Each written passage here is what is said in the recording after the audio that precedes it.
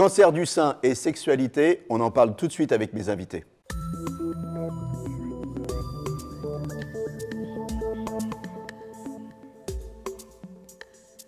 Avec moi sur le plateau, le docteur Patrick Papazian. Vous êtes sexologue en service d'oncologie à la Pitié-Salpêtrière et vous êtes l'auteur de « Parlez-moi d'amour ». On va vous parler d'amour. On va parler d'amour aujourd'hui. Aussi avec moi sur le plateau, Catherine Adlertal. Vous êtes oncopsychologue et oncosexologue. Vous intervenez au sein d'Étincelle, qui est une association. On rappelle le site d'Étincelle, c'est www.étincelle au singulier.asso.fr et vous intervenez aussi à l'Institut Raphaël. Tout à fait. Voilà. Et Catherine Cerizet, vous avez gentiment accepté de venir nous parler de votre cancer. Donc, il y a 19 ans, vous avez eu un cancer, mastectomie, reconstruction. Donc, parlez-nous un petit peu de tout ça, comment ça s'est passé? Bonjour, Jean-Claude. En fait, c'est assez compliqué. C'est très violent quand on vous annonce qu'on va vous enlever un sein. C'est extrêmement violent. Et moi, je me rappelle d'une anecdote. C'est que j'avais demandé à mon mari, à l'époque, de me toucher le sein juste avant qu'on l'enlève. Puis bon, il y a des fantasmes. Qu'est-ce qu'on va en faire? Est-ce qu'on va le jeter? Enfin, c'est vraiment très, très violent. Ensuite, vous vous retrouvez avec une cicatrice qui barre votre torse. Moi, je me suis cachée, en tout cas de mes enfants. Ça a été très compliqué de le montrer à mon mari. Ça faisait longtemps qu'on était ensemble, donc bon, voilà. L'acceptation du nouveau corps? On ne l'accepte pas. En tout cas, moi, je ne l'ai pas accepté. Des femmes l'acceptent finalement, puisqu'il y a très peu de femmes qui se font reconstruire. Moi, j'avais en ligne de mire la reconstruction. Oui, à tout prix. Il y a un tiers des femmes qui se font reconstruire, donc ça veut dire 2 tiers qui ne le font pas.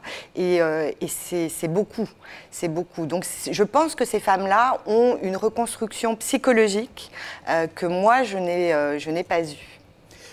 À l'époque, vous étiez mariée. Alors, ça se vit à deux, cette maladie, parce que c'est une maladie aussi qui touche au corps, à l'intime. Votre mari, lui, comment ça s'est passé? Moi, j'ai eu un mari exceptionnel, pour lequel c'était pas important. Ce sein n'était pas important. Lui, il avait une maman malade. Lui, il voulait que je sauve ma vie. Voilà, le reste, c'était complètement accessoire. Après, on en a peu parlé de cette ablation du sein. Je ne sais pas les représentations qu'il s'en est faites au moment des rapports intimes avant ma reconstruction. Alors, vous aviez un mari aimant, compréhensif, doux, amoureux, et puis malgré tout, vous avez divorcé. Oui, parce que, eh bien, en fait, j'ai rechuté. Donc, j'ai été malade en 2000. En 2002, je rechute. Et j'ai eu des traitements très lourds qui se sont terminés en 2008. 8 ans, c'est très, très long pour un couple. Et je suis passée par la case hormonothérapie, qui est un traitement qui est présenté comme quelque chose de simple, un médicament, vous ne perdez pas vos cheveux, etc. Et qui en réalité est extrêmement compliqué à vivre, notamment en termes de sexualité, parce que baisse de libido, anorgasmie, pour certaines femmes, ce qui n'a pas été mon cas, parce que j'ai été malade jeune, ménopause induite, donc quand vous avez 40 ans ou 35 ans et que vous êtes ménopausée, vous avez toutes les joies de la ménopause. Et tout ça, ça a été un peu long, en fait, je pense. Pour qu'on comprenne bien, donc plus de libido, plus envie de coucher avec son conjoint, plus d'orgasme, parce que vous avez dit pudiquement anorgasmie, donc plus d'orgasme. Ce qui a été mon cas, ce qui n'est pas le cas de tout le monde. Donc ça devient un peu une corvée. Alors, je ne peux pas dire, s'ils nous regardent, je ne peux pas dire que ça a été une corvée. Mais c'est vrai que je faisais un effort et je me souviens, bon, c'est il y a longtemps, mais il y a plus de 10 ans, mais je me souviens que je pleurais et j'étais persuadée que ça ne reviendrait pas.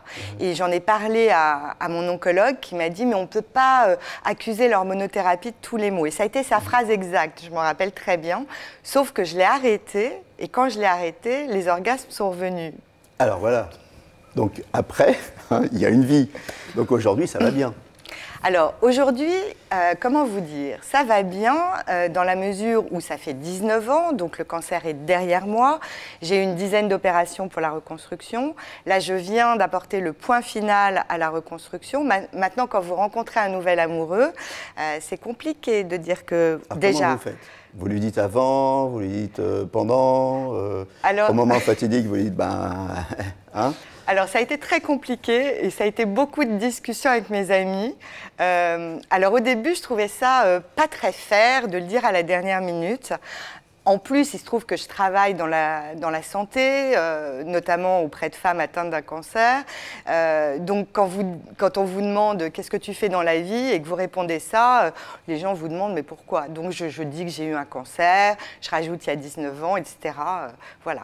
Quand vous dites, et j'ai testé pour vous, j'ai eu un cancer, j'ai eu une ablation du sein. Vous avez testé pour les autres femmes. Oui, oui, non, pas pour vous. On est bien rien demandé. Non, non, on est bien d'accord. On est bien d'accord.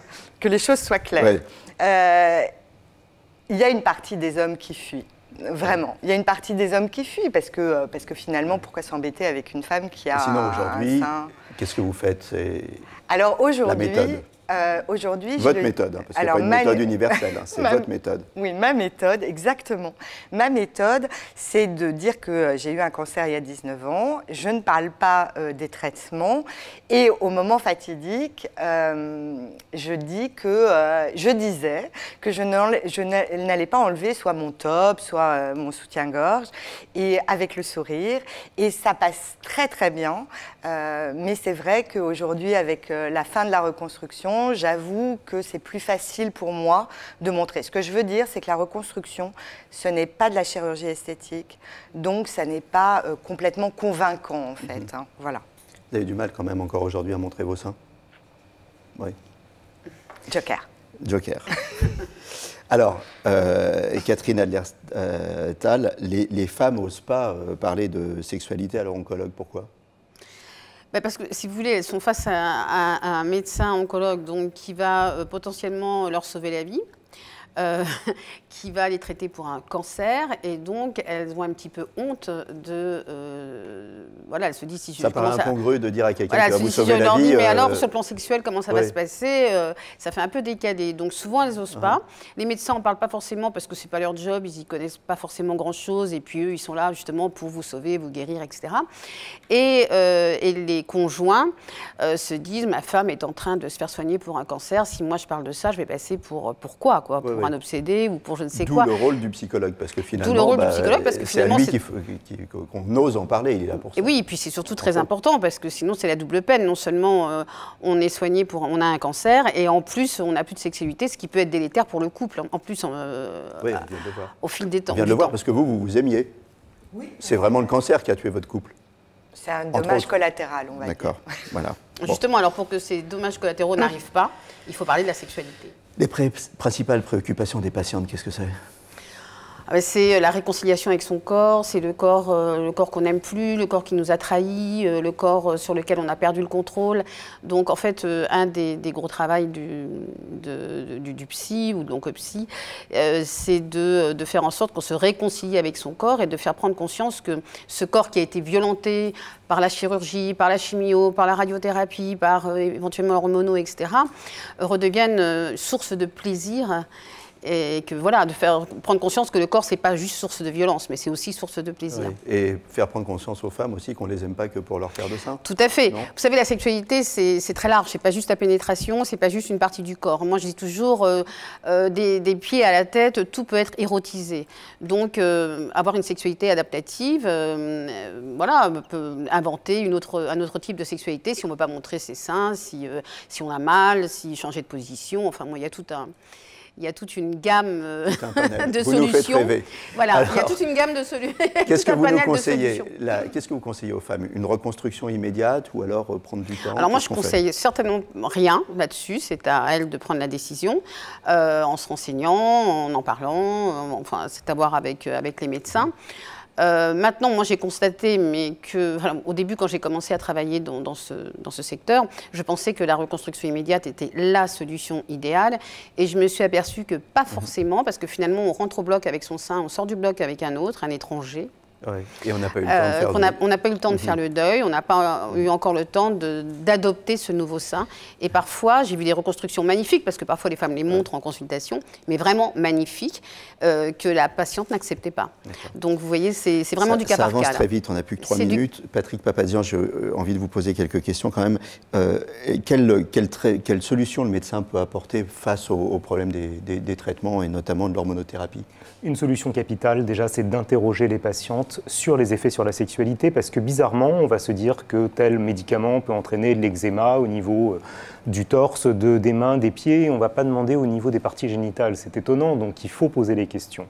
Pour ce qui est de l'hormonothérapie, un des gros soucis qu'on a, c'est évidemment la sécheresse vaginale qui peut aller jusqu'à l'atrophie vaginale qui est très douloureuse, au-delà de la sexualité d'ailleurs. Et du coup, on a des solutions. Les solutions sont soit locales, des gels, des ovules, des canules, tout un tas de choses qu'on peut mettre localement sans hormones, à base de collagène, d'acide hyaluronique, de probiotiques et tout un tas de choses qui ne feront pas de mal et qui ne peuvent faire que du bien. On a des discussions très détaillées sur les lubrifiants. J'ai jamais parlé autant de lubrifiants qu'avec mes patientes en service d'oncologie, à base d'eau, à base de silicone, à base d'huile ou d'aloe vera ou de toutes sortes de choses. Et puis le laser CO2 fractionné, qui a fait son entrée il y a quelques années, qui est très efficace pour retrouver une humidification de la cavité vaginale, à raison de 3 ou 4 séances à reproduire éventuellement si l'effet s'estompe. Le problème étant que ça n'est pas pris en charge aujourd'hui. On lutte tous pour que ce soit pris en charge. Quelque chose de très important, quand on est soigné pour un cancer, on ne prend pas n'importe quoi sans en parler à son médecin. Surtout pas. Et parfois, les patientes et les patients, mais là on parle de ça, donc plus les patientes, croient bien faire et du coup vont prendre des choses naturelles. Et la nature, des fois, est très efficace et peut avoir des effets contraires avec les traitements. Le curcuma, l'ail, les compléments alimentaires, tout ce qui va être également le millepertuis, par exemple, tout ça peut avoir des interactions avec les traitements. Il faut le dire à son médecin si on prend ça. Alors, parfois, par contre, il y a des patientes qui font un pied de nez à la maladie en 30 secondes. Oui, il y a quelques patientes qui m'ont dit « mais moi, depuis que j'ai eu un cancer, j'ai ma libido qui a décuplé ». C'est un pied de nez à la maladie, c'est une espèce de vengeance. Et ben, la maladie ne m'aura pas et j'ai envie de vivre. Et la sexualité, c'est la vie. Catherine, en quelques secondes, le mot de la fin. Eh bien, oui, la sexualité, c'est la vie. Maintenant... C'est être vivante. Voilà, c'est être vivante. Et voilà. C'est un pied de nez. Eh bien, écoutez, on va se quitter là-dessus. Merci à tous d'être passés sur le plateau. Merci Patrick Papazian. Vous êtes auteur de Parlez-moi d'amour. On en a parlé aujourd'hui. Catherine Adler, je rappelle le site de l'association www.étincelle-au-singulier.asso.fr. Catherine Cerizet, merci d'être venue nous parler aujourd'hui. Gros bisous à toutes les filles, qui nous regardent et qui souffrent en ce moment d'un cancer du sein. On vous souhaite un prompt rétablissement. Et au nom de tous les mecs, moi je vais vous dire, on vous aime. Voilà, on vous aime et on vous aime plus que jamais. À très bientôt pour un nouveau numéro de Capital Santé. D'ici là, portez-vous bien. Voilà.